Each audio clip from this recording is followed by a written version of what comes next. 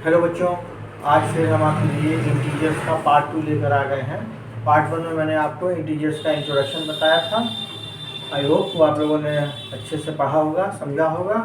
और ये part 2 integers, इसमें हम बताएंगे आपको properties of addition of integers. इसको बेटा मैंने बोर्ड पे लिख लिया है, इसलिए जिससे कि हम लोग का टाइम वेस्ट ना हो, जल्दी जल्दी बता दूंगा तो वीडियो शॉर्ट हो जाएगा तो हम लोग समझ लोगे।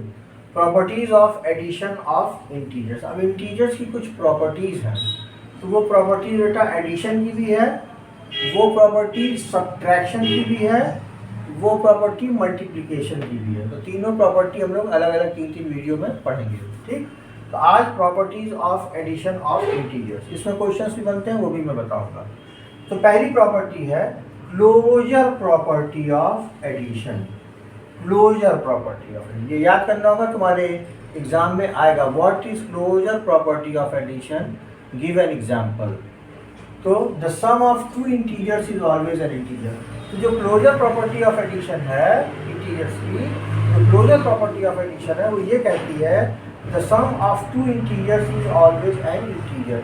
कोई भी दो इंटीजर है बच्चों, उनको अगर सम किया जाएगा, जोड़ा जाएगा, तो उसका जो रिजल्ट आएगा वो भी एक इंटीजर होगा। तो चलो इसको करके देखते हैं हम लोग। फॉर एग्जाम्पल यहाँ पर देखो, एक इंटीजर हमने 5 लिया, ठीक, और क्या कह रहा है था, सम मैंने ऐड करना, प्लस दूसरा इंटीजर हमने 3 लिया, क्या आ गया 5 6 7 8। तो इसका सम जो है वो 8 आया, ये भी एक इंटीजर है।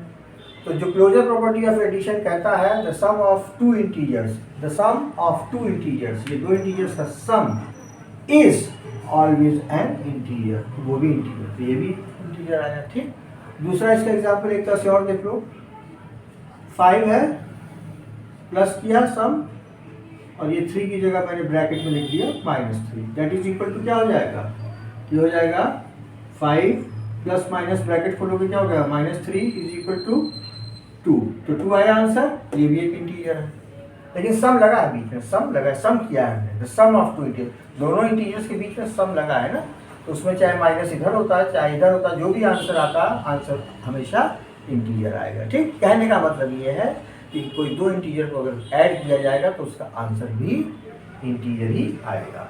उसके बाद ये commutative law of addition, commutative law of addition कह रहा है अगर ए एंड बी दो इंटीजर है तो चाहे a प्लस बी करके जो जोड़ोगे आंसर आएगा वही आंसर b प्लस ए करके आएगा। समझ गया, यही इसका मतलब है। फॉर एग्जाम्पल देखो, इसका भी एग्जाम्पल, अगर हम 2 प्लस 3 बच्चों करें तो क्या आ जाएगा, 2 प्लस 3 5 आ जाएगा ना, और अगर हम 3 प्लस 2 करें तो भी 5 आएगा। तो अगर सर 3 प्लस 2 का कैसे किया, तो ये +3 था, तो जब कोई साइड नहीं होता है तो क्या होता है, ये भी +3 है और ये +2 है ही है, तो +2 लगाया तो भी 5 आ गया। ठीक, और तरीके से इसको समझ लो, दूसरे तरीके से। और अगर हमने लिखा 2 प्लस -3 इज इक्वल टू कितना हुआ, ये हो गया 2 -3, प्लस और माइनस क्या हो जाएगा, माइनस हो जाएगा ना, 2 - 3 इज इक्वल टू कितना हो जाएगा, इज इक्वल टू -1, -1 होगा। अब इसी चीज़ को पलट के देखो, ये क्या है -3 प्लस ये प्लस लगा दिया, -3 और ये वाला प्लस लगाया, ये प्लस लगाया, और ये 2 तो प्लस है ही है, तो इसको बेटा देखो ऐसे नहीं लिखा जाएगा +2,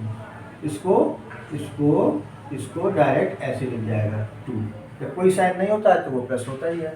अच्छा, -3 और +2 कितना हो जाएगा, माइनस प्लस माइनस होगा, मतलब 3 में से 2 गया 1 होगा, बड़े के आगे का साइन लगेगा -1। तो देखो ये आ गया ना, -1 ऐसे भी आया, इस तरह से भी, -1 इस तरह से भी। तो a plus B is equal to B plus A, ये कह रहा है कम्यूटेटिव प्रॉपर्टी।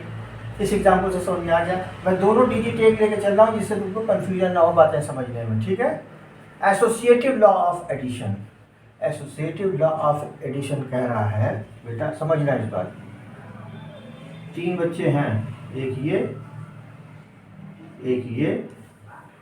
और एक ये, ठीक है, कितने हुए ये 1 2 3 हुए ना।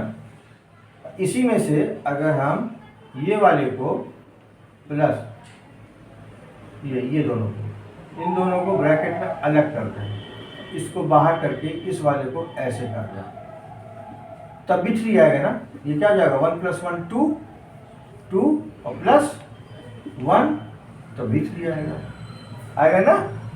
तो ये मैं तुमको एक अपने स्टाइल से बता रहा हूँ बच्चों को। चलो इसको डिजिट में देखते हैं। जैसे 3 + 2 + 1 इज इक्वल टू कितना हुआ, 3 4 5 + 1 6 हुआ। ठीक है, इसी चीज़ को अगर हम लिखते हैं 3, ये प्लस कर दिया बेटा, और इसको अंदर कर दो, 2 + 1 कर दो। अब कितना होगा, तो ये देखो 3 का 3 लिखा, ये प्लस लगाया, 2 + 1 कितना होगा 3, 3 + 3 कितना हुआ 6 हुआ ना।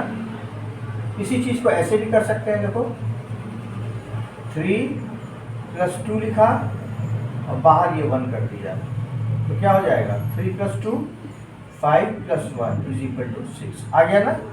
इसी तरह से जब कोई चीज़ होगी तो उसको एसोसिएटिव लॉ ऑफ एडिशन कह दिया गया।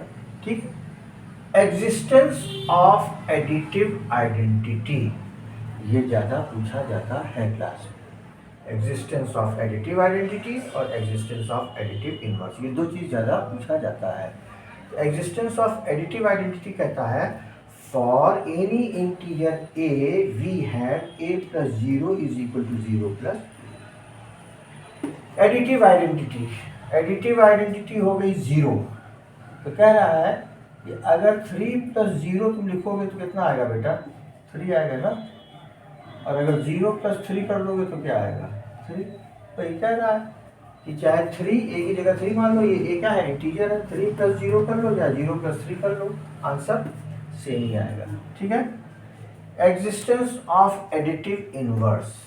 एडिटिव इनवर्स, एडिटिव इनवर्स का मतलब होता है कोई भी इंटीजर है प्लस में उसका ऑपोजिट साइन लगा दो माइनस, तो उसका एडिटिव इनवर्स हो गया। Additive inverse of a is -a, ये प्लस a है। जब कुछ नहीं साइन लिखा रहता है, ये हमेशा आप लोग समझिएगा अब 7th में आके, जब किसी डिजिट के आगे कोई साइन ना लिखा रहा है तो इसका मतलब वो पॉजिटिव है।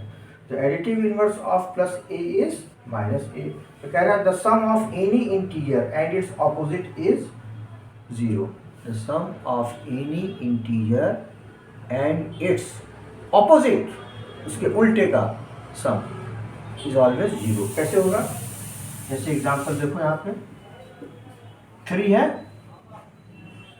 और प्लस, सब प्लस क्यों लगाया सर, एडिटिव इनवर्स में क्या कह रहा है द सम, सम मतलब the sum of any integer and its opposite.